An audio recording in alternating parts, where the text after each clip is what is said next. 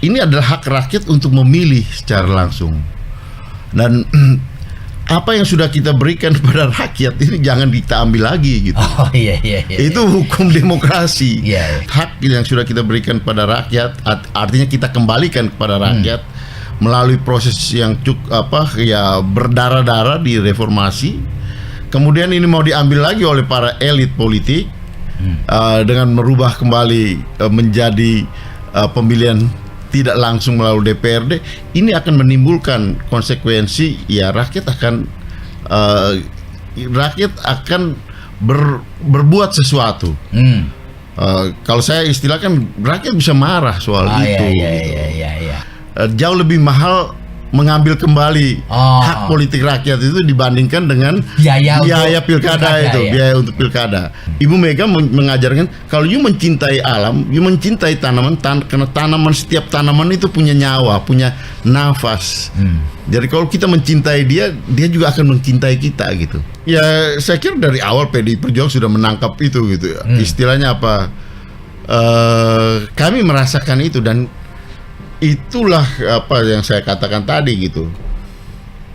Ya, yang aneh justru orang kalah terus kemudian berbondong-bondong datang meminta kekuasaan gitu, membagi kue kekuasaan gitu.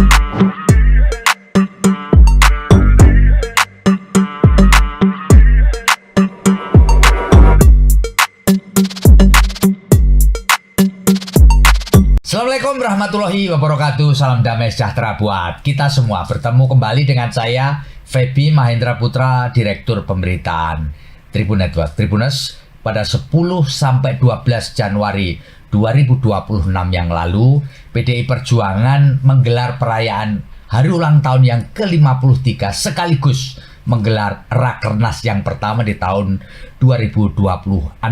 Dan di dalam acara itu atau gawe itu telah dilakukanlah atau diluncurkan beberapa sikap politik PDI Perjuangan yang menonjol sekitar 4-5, dan satu di antaranya adalah sikap PDI Perjuangan yang tidak menginginkan atau tidak setuju pilkada dikembalikan ke DPRD. Lalu PDI Perjuangan juga tetap memilih berada di luar pemerintahan sebagai penyeimbang pemerintahan. Lalu berikutnya adalah bagaimana kemudian PDI Perjuangan menekankan adanya kedaulatan ekonomi dan kekuasaan serta etika. Di sana ada pernyataan yang menarik bahwa melarang kader PDI yang menjabat sebagai pejabat publik untuk menyalahgunakan kewenangan dan mengingatkan bahaya munculnya otorianisme populis. Apa ini?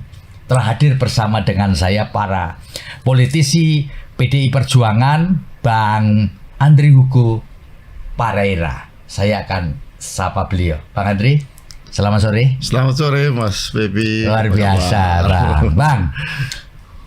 Ini tentu perlu ada satu elaborasi dari sikap politik PDI Perjuangan dari hasil Rakernas di Ancol beberapa waktu yang lalu. Satu di antaranya yang pas benar dengan kondisi terkini adalah sikap PDI Perjuangan untuk menolak wacana pengembalian pemilihan kepala daerah melalui DPRD. Apa ini Bang pertimbangannya Bang? Ya, pertama karena memang ya kami melihat bahwa wacana yang berkembang ini pasti ditolak oleh rakyat gitu. Oh gitu. Pasti ditolak oleh rakyat. Kenapa? Kalau saya sendiri melihat bahwa di dalam sistem demokrasi, hal yang paling hakiki di dalam demokrasi itu adalah hak memilih. Nah ini kan kita pernah punya ketika tahun 55 pemilihan langsung. Ketika itu ya kita memilih secara langsung di dalam sistem parlementer kan pada waktu itu. Kemudian ketika zaman Orde Baru, pemilihan terutama ya berkaitan dengan pemilihan kepala daerah ini kan dipotong sehingga kemudian yang kepala-kepala daerah ini dipilih oleh DPRD. Nah, perubahan reformasi ini kita rubah dengan Undang-Undang Dasar, amandemen 4 kali, dan diatur di dalam Undang-Undang Dasar bahwa ya termasuk pilkada itu adalah bagian dari dalam rejim pemilu, bukan rejim pemerintahan daerah. Ya. Artinya apa? Itu pasal 18, pasal 22E ayat 1 mengatur itu jelas. Sehingga ini adalah hak rakyat untuk memilih secara langsung. Dan apa yang sudah kita berikan kepada rakyat ini jangan kita ambil lagi gitu. Iya. Itu hukum demokrasi. Iya. Kalau kita beri sesuatu yang kita sudah berikan kepada rakyat, hak yang sudah kita berikan kepada rakyat, artinya kita kembalikan kepada rakyat melalui proses yang berdarah-darah di reformasi. Kemudian ini mau diambil lagi oleh para elit politik dengan merubah kembali menjadi pemilihan tidak langsung melalui DPRD, ini akan menimbulkan konsekuensi rakyat akan berbuat sesuatu. Kalau saya istilahkan rakyat bisa marah soal itu. Iya. Nah, oleh karena itu ya sebelum Rakernas itu juga kami mendapat banyak masukan gitu. Masukan baik dari konstituen PDI Perjuangan, dari struktur partai di daerah, karena mereka lah yang akan merasakan gitu kalau pemilihan ini kembali kepada DPRD gitu. Juga dari masyarakat yang mengirim surat ke DPP untuk beraudiensi dan menyampaikan aspirasinya. Nah, sehingga dari aspirasi-aspirasi yang muncul ini kita bicarakan di dalam Rakernas. Itu ya. Kita bicarakan di dalam Rakernas dan kemudian PDI Perjuangan menyampaikan sikapnya itu gitu. Ya, bahwa ini wacana kita memberitahukan kepada publik, juga menyampaikan kepada teman-teman sesama partai politik bahwa ini akan menimbulkan reaksi, persoalan kemudian, dan mudah-mudahan kita tidak berharap itu gitu. Oleh karena itu lebih baik kita kalau alasannya adalah untuk efisiensi. Iya, karena ini kan mahal katanya mahal, biaya mahal. Tinggi. Masih ada cara lain untuk mengurangi atau mengefisienkan biaya pemilu tersebut. Alasan itu menurut kami jauh lebih mahal mengambil kembali hak politik rakyat itu dibandingkan dengan biaya pilkada itu, biaya untuk pilkada. Biaya untuk pilkada kita masih bisa efisienkan dari proses pemilihannya, biaya kampanye, dan juga satu hal yang paling itu kan adalah yang paling juga menjadi beban biaya itu adalah mahar politik. Dan mahar politik ini biasanya oleh partai politik gitu. Iya. Nah, PDI Perjuangan dari dulu selalu menghindari. Artinya kita tidak bicara soal mahar politik, tapi ada biaya untuk saksi. Itu menjadi tanggungan dari kandidat. Meskipun tidak semua juga, kalau kandidatnya tidak sanggup, akhirnya kita bantu juga gitu kan, untuk biaya saksi itu gitu. Nah, banyak ruang yang masih bisa kita efisienkan untuk mengurangi biaya pemilu tersebut, biaya pilkada, ketimbang kita mengambil kembali hak yang ada pada rakyat gitu, yang selama ini sudah dinikmati oleh rakyat.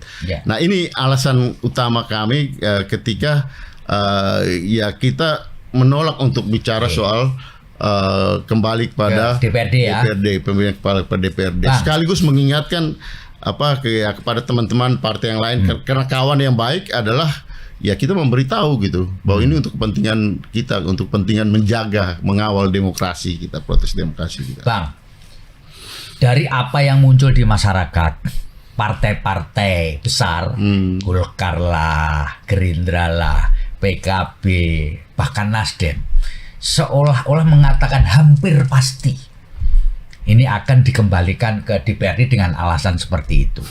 Nah, apakah PDI Perjuangan tidak merasa dikucilkan ini Bang oleh partai-partai lain yang sekarang berada di koalisi pemerintahan untuk dalam quote akut memaksakan diri untuk supaya ini kembalikan kepada DPRD, Bang. Ya itu tadi kalau kita hitung dari jumlah fraksi anggota DPRD, ya pasti kalau hitung-hitungan angka pasti PDI Perjuangan kalah gitu. Kalah banyak ya. Tapi kan rakyat kan banyak rakyat yang akan melihat dan mengikuti itu juga. Dan kita punya pengalaman dulu kan ketika kita memaksakan batas usia pilkada itu kan 30 tahun itu kan untuk DKI. Kan itu kan hanya hitungan hari itu menimbulkan reaksi yang luar biasa. Maksud kami juga supaya jangan sampai hal-hal seperti itu terjadi lagi gitu. Artinya ini maksud baik untuk kepentingan bersama kita gitu. Kepentingan maunya PDI Perjuangan saja gitu. Tapi ya itulah tugas dari partai mengekspresikan apa yang menjadi suara yang berkembang di masyarakat. Dan ya kalau sebagai anggota DPR ya tugas saya adalah ya memperjuangkan aspirasi rakyat. Itu sumpah kami gitu. Jadi apa yang kami dengar, apa yang kami alami di masyarakat, ya ini kami sampaikan gitu. Bahwa kemudian soal keputusan menang-menangan dalam jumlah ya itu nanti rakyat yang akan menilai itu. Bang. Jadi ya kami kembalikan lagi kepada rakyat tentu. Bang, selama ini apakah dari partai-partai lain lah yang sekarang tergabung dalam koalisi pemerintahan pernah memberikan satu ajakan kepada PDI untuk memberikan support kepada keinginan mereka nggak, Bang? Komunikasi politik maksud saya. Sepanjang pengetahuan Abang. Ya mungkin ya, artinya karena ini juga berkembang beberapa waktu terakhir ini ya, yang menurut saya juga sangat elitis gitu kan. Di antara beberapa pimpinan partai politik, kemudian ya mengklaim ini bahwa ini keinginan dari presiden gitu. Ya saya nggak tahu gitu persis apakah di antara para pimpin ketua partai sudah bicara soal itu. Tapi kalau ke PDI Perjuangan saya kira selama ini belum ada. Belum ya ada komunikasi politik. Ya kan biasa kan di dalam proses. Tapi kalaupun ada komunikasi pasti kita punya sikap itulah sikap PDI Perjuangan. Jelas ya. Sikap artinya lebih baik kita bicara apa yang dipikirkan oleh masyarakat, apa yang kita rasakan merupakan bagian dari perjuangan reformasi di mana PDI Perjuangan ada di situ, ada di dalam. PDI Perjuangan kan bukan partai yang lahir setelah reformasi gitu. Justru partai yang ikut melahirkan reformasi tersebut. Yang lain kan muncul baru belakangan. Mungkin tidak merasakan itu gitu. Tapi PDI Perjuangan partai yang lahir dan melahirkan proses reformasi itu gitu. Dari PDI menuju PDI Perjuangan itu kan adalah bagian dari proses reformasi. Jadi kami merasakan itu gitu. Bang, sebenarnya kalau Abang lihat, apakah wacana ini murni untuk mengurangi biaya politik atau ada tendensi lain, Bang? Kalau Anda melihat wacana ini ya. Kalau yang selama ini muncul ke permukaan karena ini untuk efisiensi, untuk menghemat lah kasarnya gitu. Tapi menurut Abang sendiri wacana ini apakah ada motif lain? Bisa saja gitu. Menurut apa yang paling masuk akal? Kan ada juga yang bertanya apakah karena ini kita mau kembali pemilihan presiden juga pemilihan MPR oleh MPR gitu. Kembali kepada undang-undang dasar. 45 ya sebelum amandemen. Sebelum amandemen. Saya bilang sah-sah aja kalau masyarakat mencurigai itu gitu. Karena ya dalam logika berpikir itu tadi gitu. Ini mungkin saja terjadi. Kalau ya ini istilahnya apa, test case gitu ya. Tes ombak lah, cek ombak gitu kan. Kalau ini bisa nanti yang berikut juga lebih bisa gitu kan. Dan saya kira kalau itu benar-benar kita kembali setback gitu.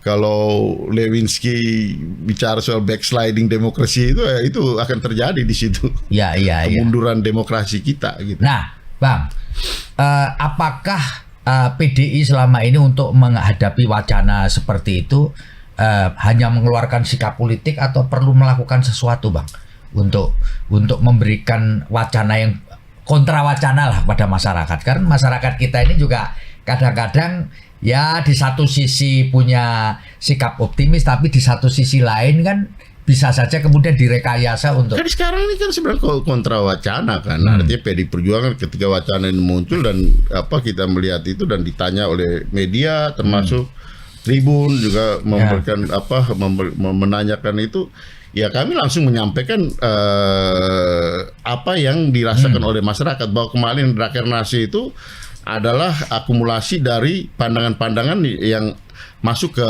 PDI Perjuangan, dan kita menyampaikan itu sebagai suatu sikap resmi dari partai melalui keputusan di Rakernas. Jadi bahwa ini masih di dalam wacana, ya kemarin juga di dalam pendapat dari Mbak Ketua DPR Mbak Puan menyampaikan bahwa pembahasan soal undang-undang pilkada ini masih jauh, masih ada undang-undang lain yang akan lebih dibahas lebih dulu, karena pilkadanya juga baru tahun 2031 ke depan gitu. Ya, ke depan. Sehingga kayak pasti masih yang lain lebih dulu. Tapi mungkin pertanyaan yang lebih tepat diarahkan kepada mereka yang menyampaikan wacana ini gitu. Kenapa kok wacana ini begitu pagi gitu dimunculkan? Apakah ada kaitan dengan rencana tadi gitu? Ya bisa jadi kan. Nah, itu justru itulah muncul kecurigaan di masyarakat yang menurut saya sah-sah aja gitu.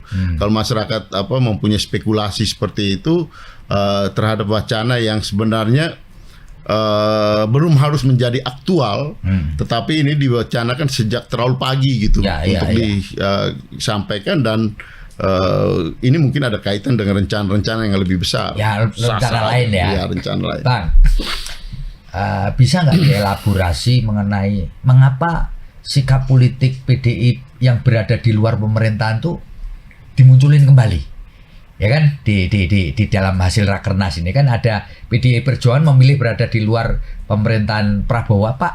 Kan jauh hari sebelumnya juga sudah disampaikan. Kenapa harus disampaikan kembali, Bang? Apa motifnya, Pak? Bisa dijelaskan, Pak? Penegasan itu kan perlu. Penegasan itu perlu. Artinya apa karena ada perkembangan politik terakhir gitu, ada tarik menarik, ada kompromi baru, ada masyarakat mencoba itu, atau bahkan memang selama ini memang tidak ada sinyal untuk tidak ada deal lah dari tawar-menawar sehingga PDI Perjuangan tidak tertarik untuk masuk ke pemerintahan, sehingga perlu dikuatkan kembali, atau enggak begitu? Dari awal kan sebenarnya itu udah sikap PDI Perjuangan.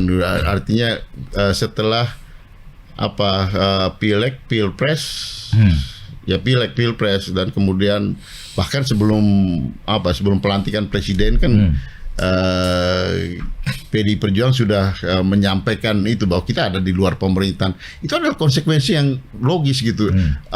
Ketika kalah pemilu, ya meskipun kita tahu bagaimana proses pemilu itu berjalan gitu ya, pilpres, pileg kemarin berjalan, tapi setelah kalah ya kita ya siap berada di luar, dan itulah seharusnya gitu. Justru menjadi aneh kok kalah mau ikut-ikutan masuk. Masih bertanya gitu gitu Mas. Tanya pada kok lu kalah kok mau ikut-ikutan, kemarin ada di pihak yang lain kemudian mengkritik orang yang sekarang menang, tapi sekarang lu ikut itu, justru itu yang tidak konsisten gitu. Kita hanya mau menunjukkan bahwa kita konsisten dengan sikap yang sudah kita sampaikan baik di dalam proses pemilu maupun setelah pemilu ketika pemerintahan ini berjalan. Bahwa di luar pemerintahan ya itu tidak berarti bahwa kita bermusuhan dengan pemerintah gitu.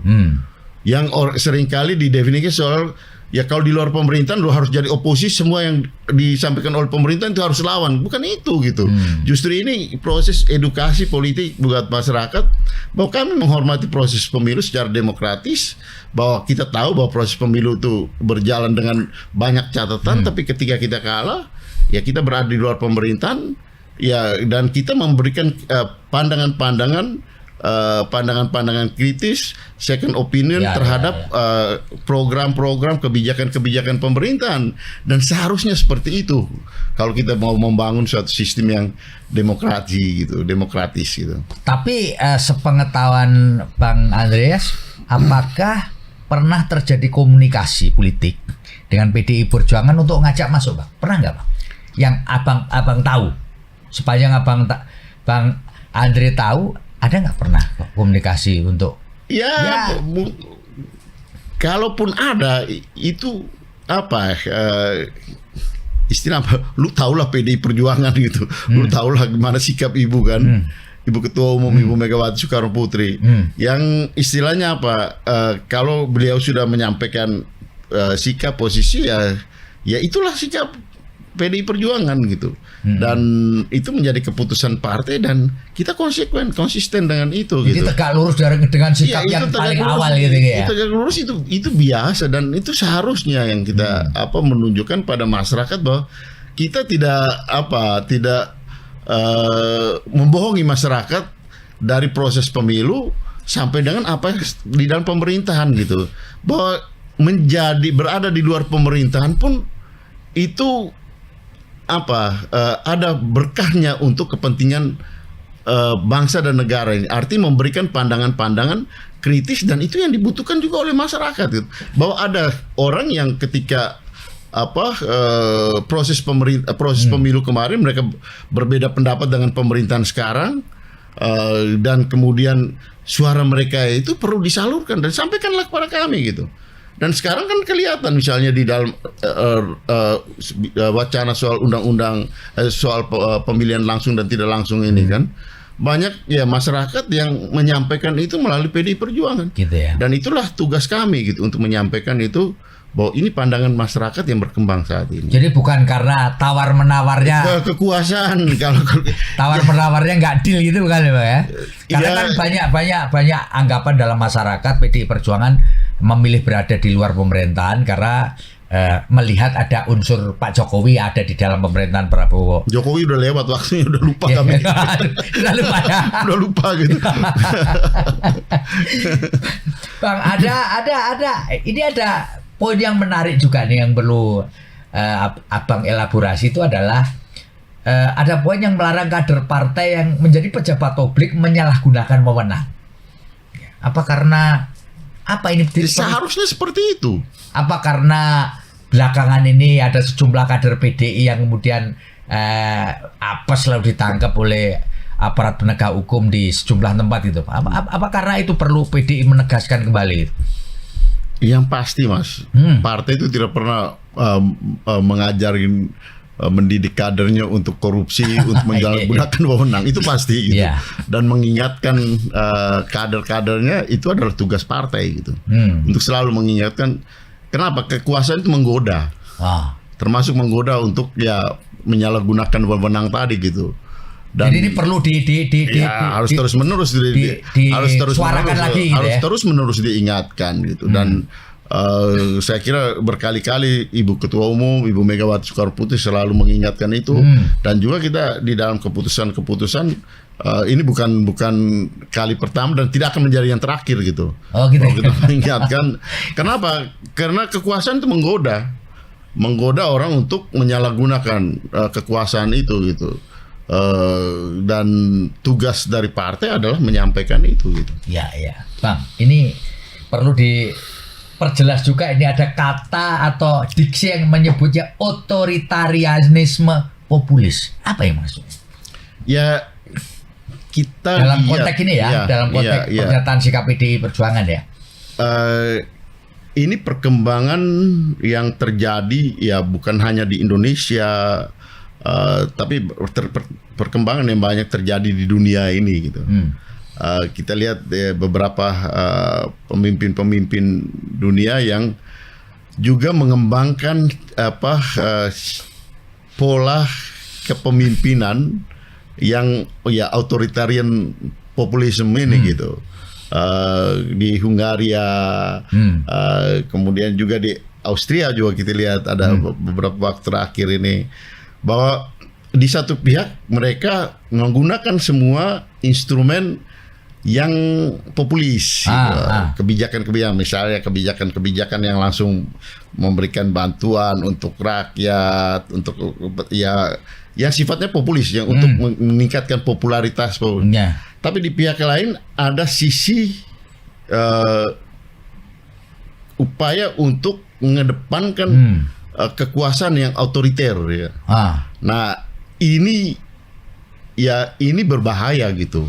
Nah, indikasinya di Republik ini mulai ada nggak sehingga perlu diingatkan di dalam? Jangan sampai itu terjadi. Rakernas itu. Jangan sampai itu terjadi. Jangan sampai itu terjadi. Kalau boleh saya tahu Bang, indikasinya lihat, ada nggak Bang? Ya kita semua bisa melihat bagaimana hal-hal program-program yang populis bahkan sejak akhir pemerintahan yang lalu gitu, menggunakan segala macam elemen bantuan untuk kepentingan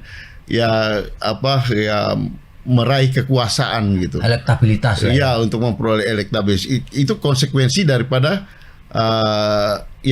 persaingan politik yang sangat elektoral gitu, mengedepankan elektoral gitu. Ketika berkuasa ya menggunakan segala macam instrumen itu untuk meraih dukungan, memperoleh dukungan, dan dengan dukungan itu ya kemudian membangun imperium kekuasaan, dan itu berbahaya gitu. Itu yang kita maksudkan dengan authoritarian populisme itu gitu. Otoritarianisme. Ya, otoritarianisme populisme.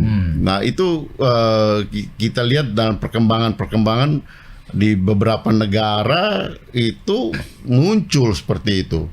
Dan ya jangan sampai itu terjadi di Indonesia yang karena kita tahu bahwa dengan masyarakat yang menghendaki bantuan hal-hal yang sifatnya populis, itu kemudian menjadi alasan kita untuk melupakan bahwa ada sisi lain yang harus kita perhatikan di dalam proses kekuasaan yang berlangsung, yang berjalan ini gitu.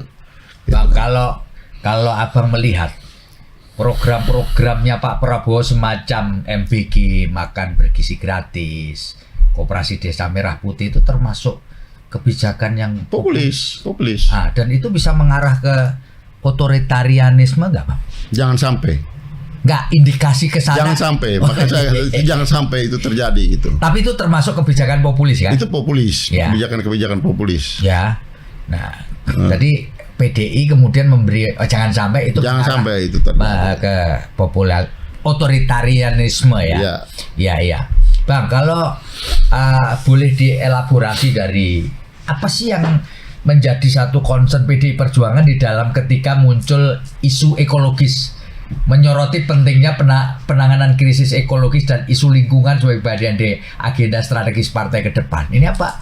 Belajar dari bencana besar kemarin di Sumatera di akhir Desember kemarin. Kok ada isu ekologis ini, Bang? Sebenarnya itu di PDI Perjuangan sudah selalu dikemukakan, karena saya tahu misalnya Ibu Mega tuh sangat mencintai alam dan tumbuh-tumbuhan, tanaman. Beliau punya kebun raya yang dia dan tanaman tumbuh-tumbuhan dari berbagai daerah di Indonesia ini. Saya pernah diminta misalnya harus cari bambu warna yang ininya warna ungu, dan itu di daerah Flores Tengah, di daerah Ngada gitu. Saya bawa dari sana dan beliau tanam di kebunnya di Bogor. Nah, ini menunjukkan bahwa concern beliau gitu terhadap lingkungan hidup, terhadap alam, terhadap ekologi itu sangat tinggi gitu. Dan sebenarnya ibu itu sudah mengingatkan sebelum peristiwa banjir bandang dan longsor di Sumatera itu, ya beliau sudah mengingatkan misalnya soal sawit, perkebunan sawit yang menggunakan di dalam skala yang besar, kemudian menjadi tanaman monokultur gitu, yang kemudian ya itu menyerap terlalu banyak begitu banyak air gitu, dia membuat tanaman tumbuh-tumbuhan yang lain tidak bisa hidup ketika kita mengembangkan monokultur sawit misalnya. Dan Ibu Mega termasuk salah satu atau ya hanya 2 presiden di Republik ini yang tidak pernah mengeluarkan izin pengelolaan hutan, penebangan itu ketika mereka berkuasa.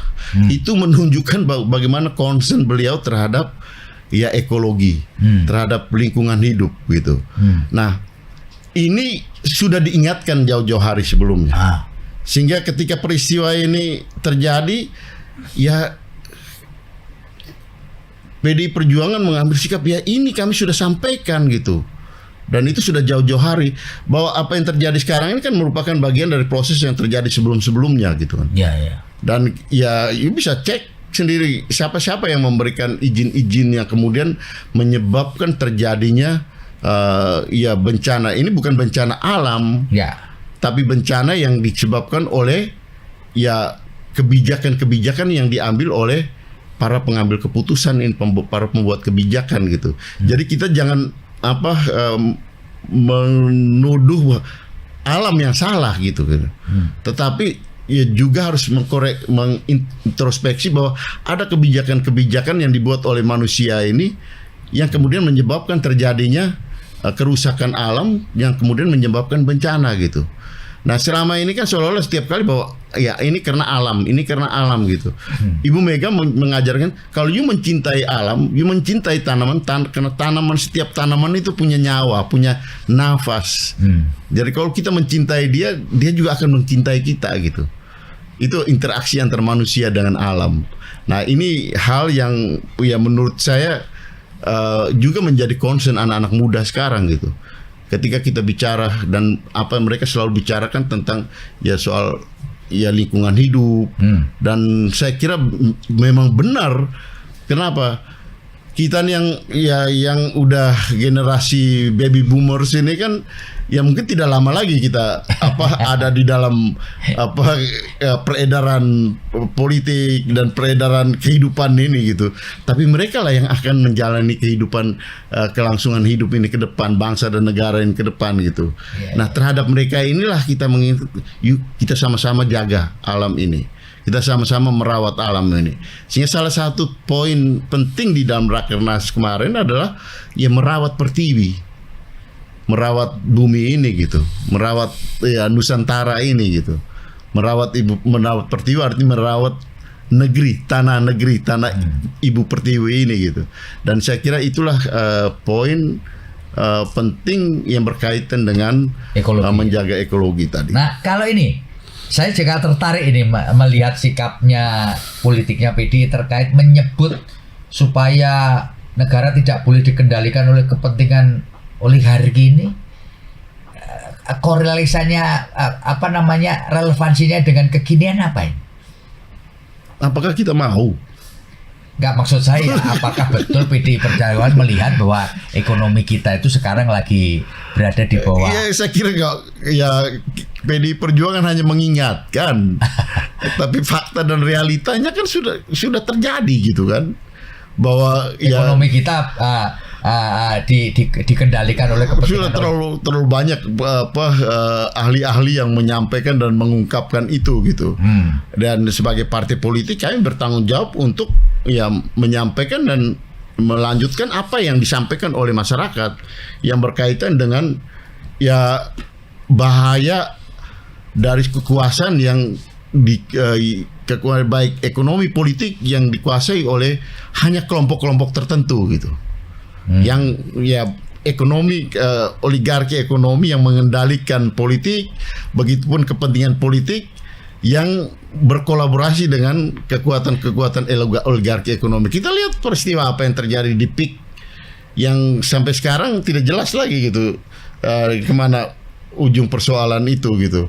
Dan ini juga yang akan menyebabkan terjadinya kekayaan negara ini hanya ada di kelompok-kelompok tertentu. Ini kan kritik kita di dalam pemerintahan periode yang masa Orde Baru dulu kan, ya hanya orang-orang tertentu yang menguasai itu kan, dan itu bertentangan dengan pasal 33 kan.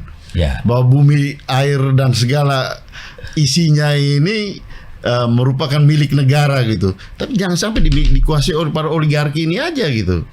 milik negara artinya digunakan seluas-luasnya, sebesar-besarnya untuk kepentingan rakyat gitu. Pasal 33 Undang-Undang Dasar itu belum berubah, Mas. Ya, cuman masalahnya kadang-kadang masyarakat bingung. Pemerintah Prabowo juga sering menyebut bahwa mereka tidak menginginkan dengan oligarki. PDI juga begitu. Bagus dong. Tinggal sekarang apa yang diomongkan itu yang dibuat. Oh, iya dong. Iya kan? Jadi seolah-olah partai yang berada di luar pemerintahan ngomong oligarki, orang-orang yang berada di pemerintahan ngomong oligarki, tapi juga oligarkinya ada. Iya. Jadi siapa yang sebenarnya berkuasa? Sekarang ya makanya ya yang berkuasa, kita harap yang berkuasa itu melakukan itu gitu. Dalam arti menerapkan apa yang diomongkan. Ya kalau itu yang terjadi kan bagus. Ya. Bang, ini ada anggapan sejumlah orang yang menyebutkan sekarang ini PDI tidak garang lagi lah, gitu ya. Gara-gara pemerintah sudah memberikan satu bantuan lah dalam tanda petik kepada PDI ketika Sekjen PDI Perjuangan Mas Hasto Kristianto mendapatkan amnesti dari perkara yang dituduhkan oleh KPK di Pengadilan Tipikor. Benar nggak Bang kayak gitu?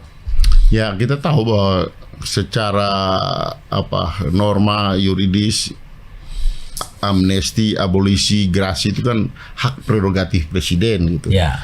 Dan tentunya menjadi bahan yang dipertimbangkan oleh presiden, dan ya kita menghormati itu.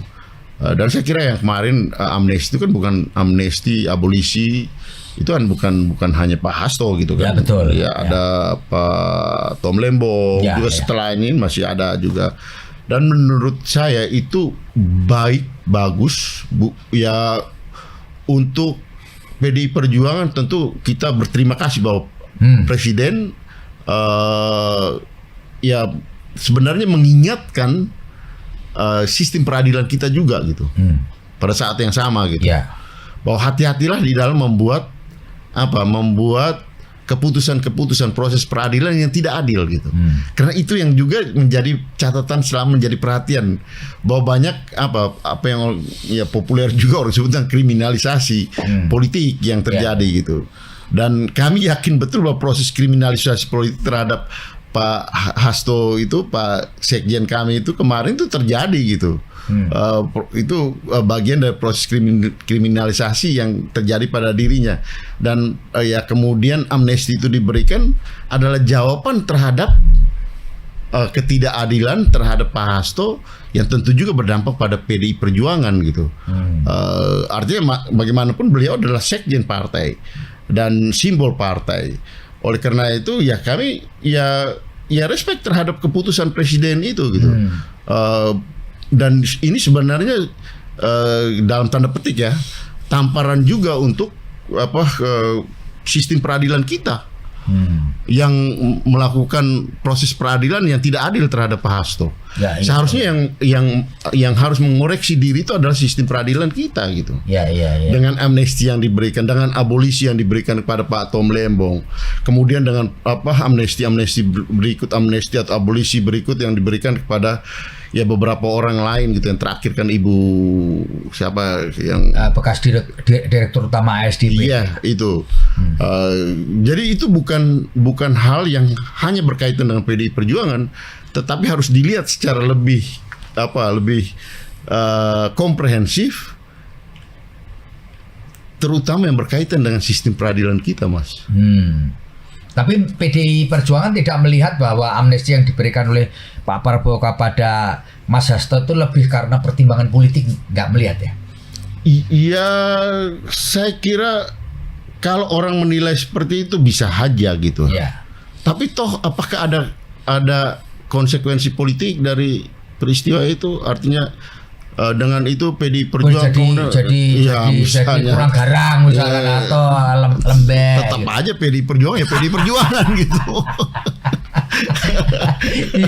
Iya. Bahwa kami menghormati dan berterima kasih bahwa ya presiden menyampaikan membuat keputusan yang penting ini.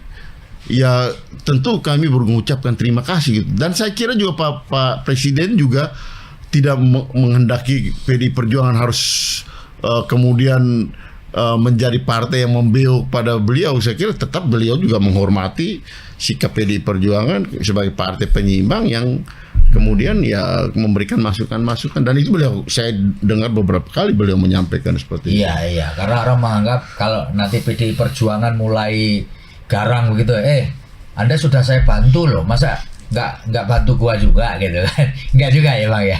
Dalam dinamika politik di negeri ini masih adakah sikap seperti itu Bang? Menurut saya terlalu naif dan simpel kalau kayak gitu. terlalu sederhana ya. Terlalu sederhana kayak gitu. Tidak sesederhana itulah dan tidak senaif itulah. Iya. Nah ini untuk menjawab keraguan orang mengenai, memang banyak orang berharap PDI Perjuangan tetap berada di luar pemerintahan untuk menjadi penyeimbang tuh. Banyak orang merasa bahwa itu memang harus begitu. Ya kan? Tidak semua harus berada di dalam koalisi pemerintahan sehingga nggak ada lagi penyeimbang kan gitu Bang ya, betul ya? Ya saya kira dari awal PDI Perjuangan sudah menangkap itu gitu ya. Istilahnya apa? Kami merasakan itu dan itulah apa yang saya katakan tadi gitu. Yang aneh justru orang kalah terus kemudian berbondong-bondong datang meminta kekuasaan gitu, membagi kue kekuasaan gitu. Dan ya menurut saya sayang juga diberikan gitu kan. Seharusnya kan ya ini mengajarkan orang untuk ya inilah berpolitik, berdemokrasi, ketika yuk kalah yuk ada di luar, bagaimana kita tetap bagian dari bangsa ini untuk sama-sama baik di luar maupun di dalam berbicara untuk kepentingan bangsa dan negara, meskipun mungkin dalam hal pengambilan sikap dan keputusan berbeda pendapat, dan itu biasa dan itulah demokrasi gitu kan. Bang, ini pertanyaan pamungkas ya. Menurut Abang sebagai politisi PDI Perjuangan, perlukah PDI Perjuangan itu secara berkala melakukan evaluasi terhadap pelaksanaan pemerintahan Prabowo Gibran ini? Perlu nggak sih Bang sebagai partai politik? Terakhir kemarin kan Mas, di bulan Desember, akhir Desember kemarin kan kami di fraksi kan, fraksi PDI Perjuangan mengeluarkan laporan kepada rakyat. Itu adalah evaluasi PDI Perjuangan terhadap proses pemerintahan yang berjalan, bahwa banyak kebijakan-kebijakan yang sudah dibuat, termasuk misalnya MBG, bahwa ide dasarnya oke, baik, tapi bagaimana implementasinya? Yang kita tahu masih banyak peristiwa-peristiwa, termasuk yang keracunan kemarin, proses apa yang ada di lapangan, sistem pembayaran, ada potongan-potongan yang kemudian membuat nilainya itu menjadi berkurang. Banyak hal yang menjadi catatan dari teman-teman yang ada di 13 komisi di DPR, termasuk dari misalnya di komisi 13, di mana saya salah satu pimpinan komisi. Kami juga memberikan catatan bahwa banyak hal yang positif, tapi ya banyak hal yang masih perlu diperbaiki kalau kita mau bicara mengakselerasi, mempercepat proses pembangunan yang selama pemerintahan ini berjalan. Itu ya Pak ya. Dan mungkin nanti secara berkala juga akan melakukan hal serupa. Ini tiap kan tahun, pasti tiap tahun kita akan melakukan hal yang serupa. Karena apa? Karena ya di dalam proses ini kan evaluasi itu kami lakukan tiap tahun dan itu kita laporkan kepada rakyat. Masyarakat bisa cek gitu. Terakhir kemarin kan kita mempublikasikan itu di ini saudara tuanya Tribun di Kompas kan, di media Kompas itu laporan kepada rakyat itu. Ya. Silakan dibaca di situ. Oke, baik Tribuners, demikian ngobrol saya dengan politisi PDI Perjuangan, juga anggota parlemen kita, Bang Andri Hugo Pareira. Terima kasih Bang atas ngobrol kita. Moga-moga sama-sama Mas, ini menambah wawasan pembaca kita, pemirsa kita mengenai apa yang sedang, telah dan akan dilakukan oleh PDI Perjuangan. Saya Febi Mahendra Putra pamit undur diri. Assalamualaikum warahmatullahi wabarakatuh. Salam damai sejahtera buat kita semua, dan apapun yang terjadi jangan lupa tetaplah bahagia. Download Tribun X sekarang, menghadirkan lokal menjadi Indonesia.